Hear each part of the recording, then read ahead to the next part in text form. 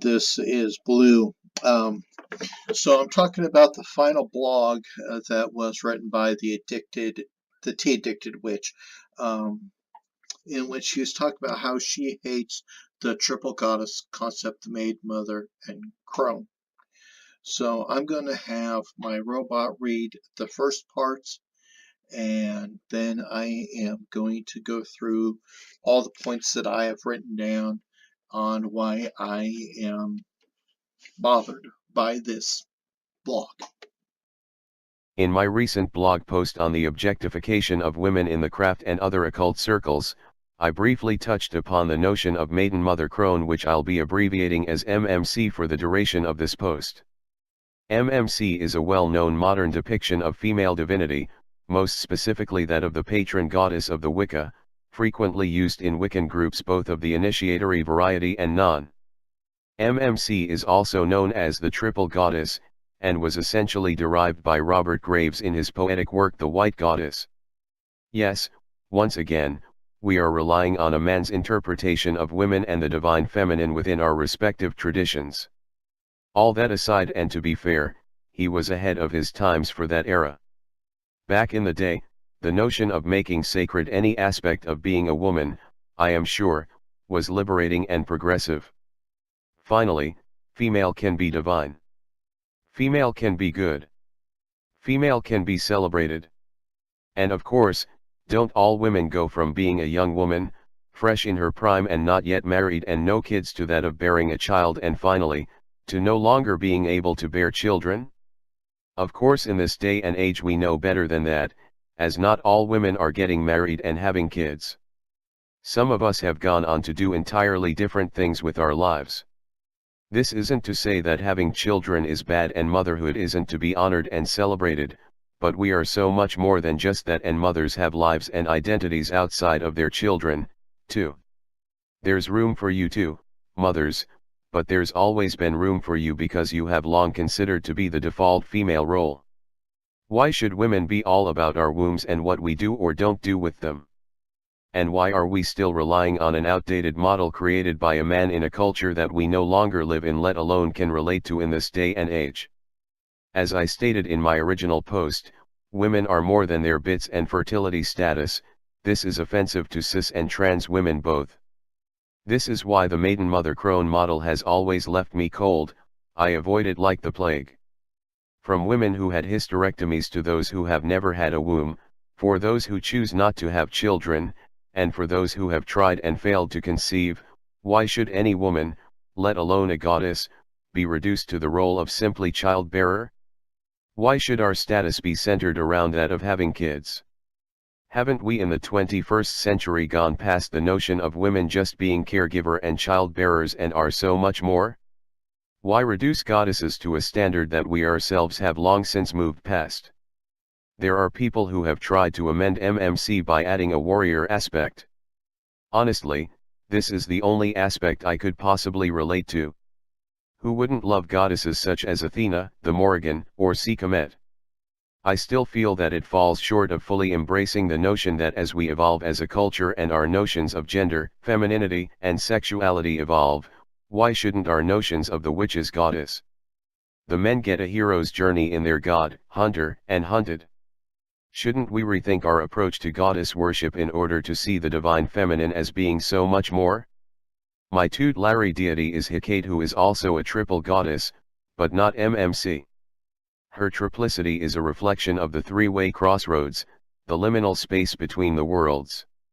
There is far more magic in women than that of just childbirth, and we have countless goddesses who accurately reflect that.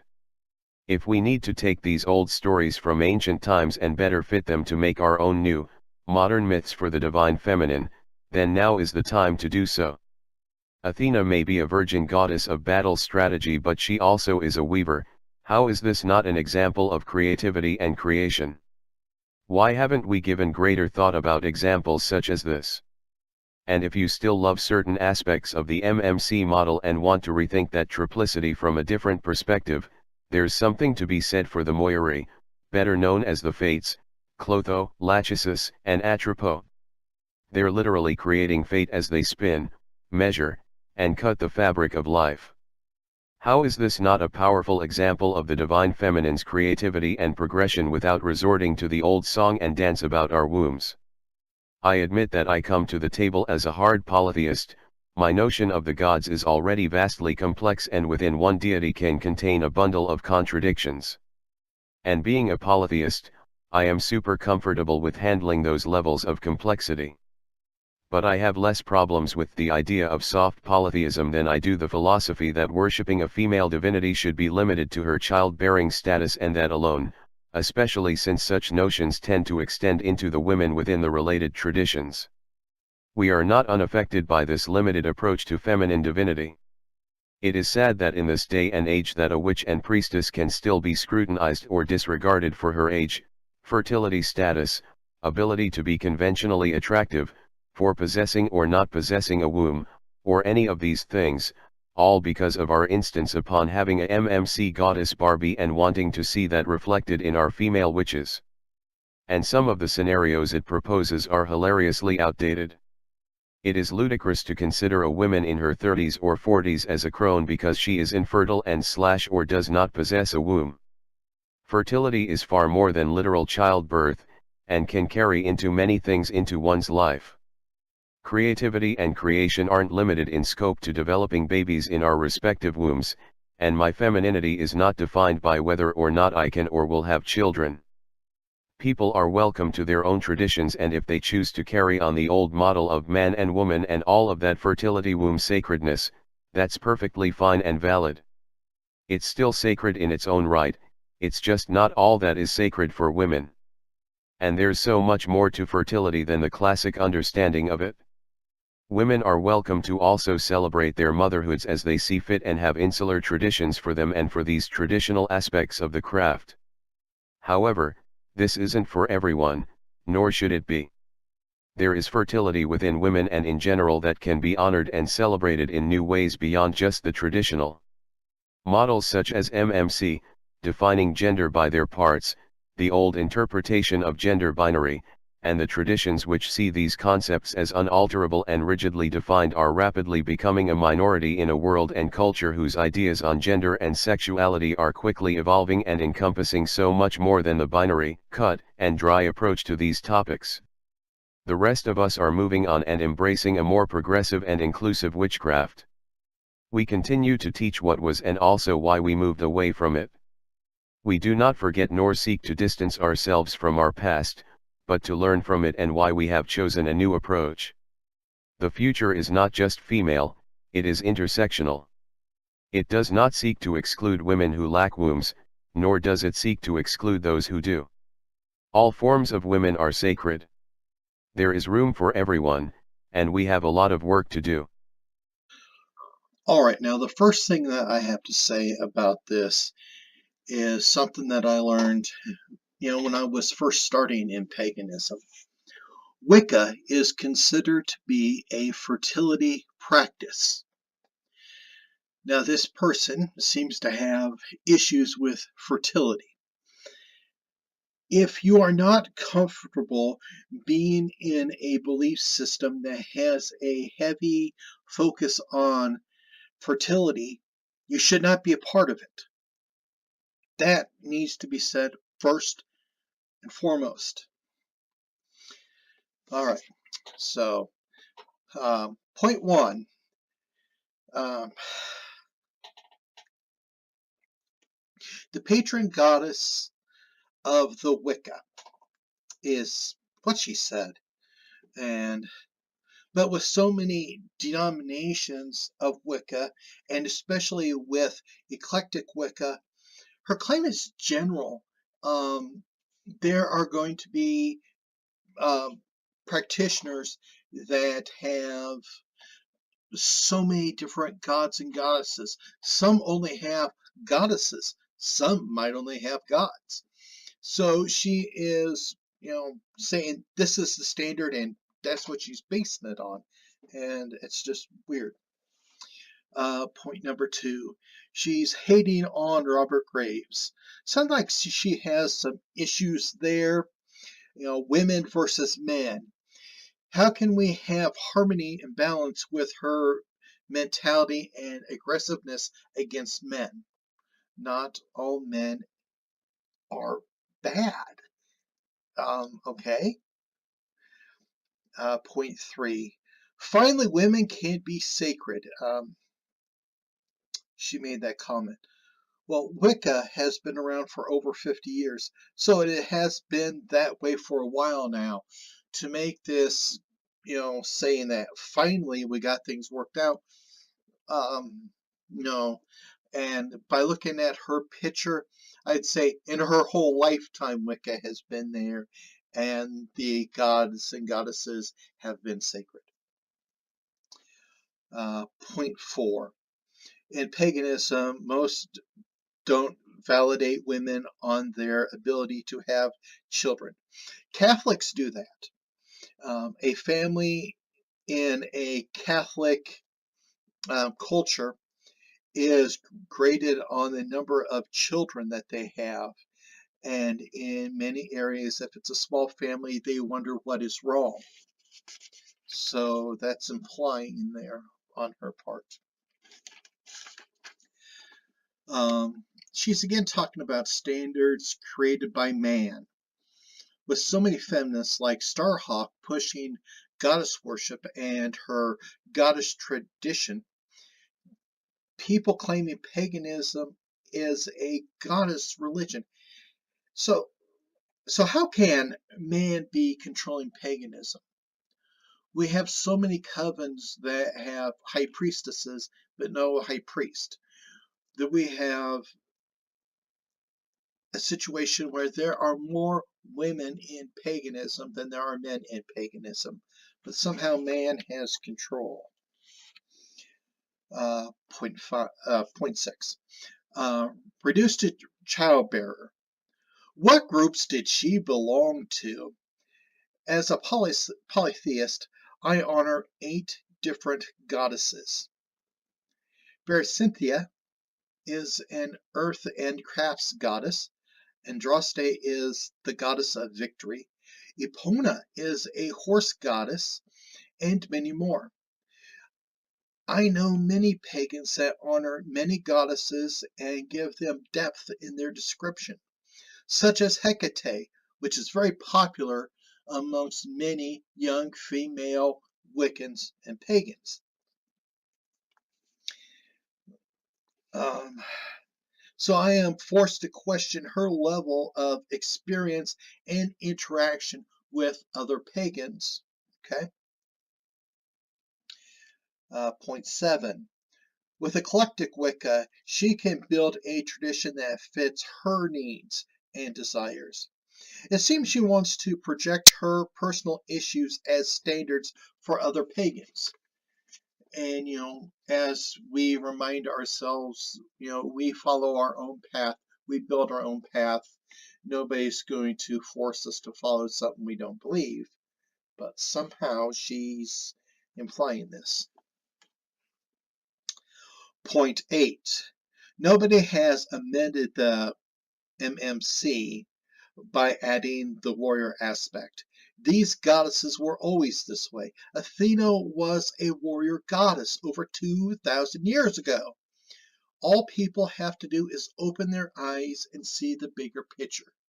If all you want to see is that these goddesses have a fertility aspect, then that's all you're going to see. But if you open up your eyes, you're going to see more. Point 9. She wants us to rethink the way we honor the goddesses. As we remind everyone, people are free to worship any deity as they see fit. I try not to have favorite gods and goddesses, but I honor Kaliach the most. She would be the crone for many Celtic pagans.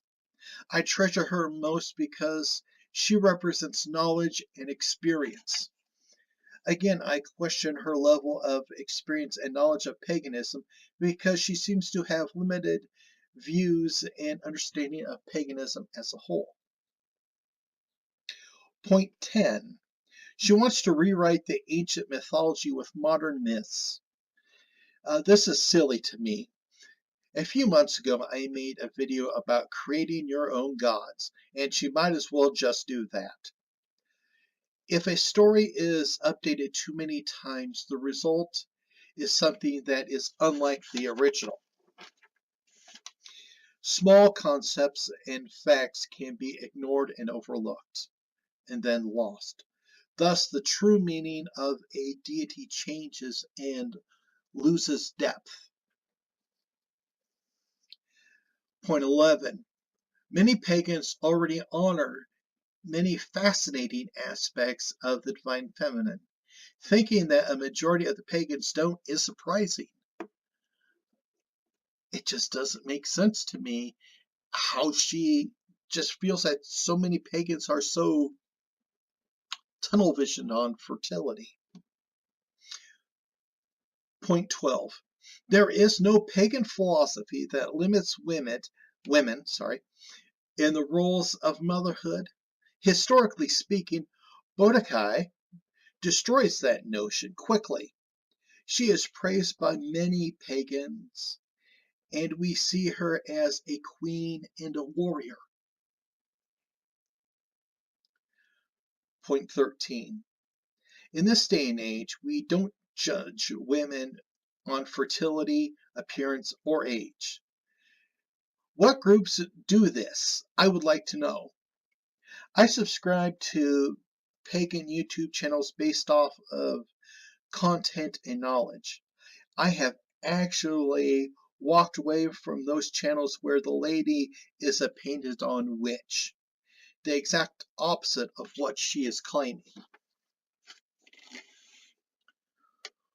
Point 14. I am angered by her implication that people can follow the old ways, but then say they are missing something. If a person is allowed to follow a path of their own design, isn't it rude to say they are missing something? Again, trying to push her standards upon others. In a way, this kind of reflects to me on how Christians act. You know how, well, they're the Christians, they are the first class people. Anybody who doesn't think like they do are second class. Well, that's kind of what she's doing. Again, this could also be viewed as the people that say, well, that person is a true Christian and that person over there is a false Christian.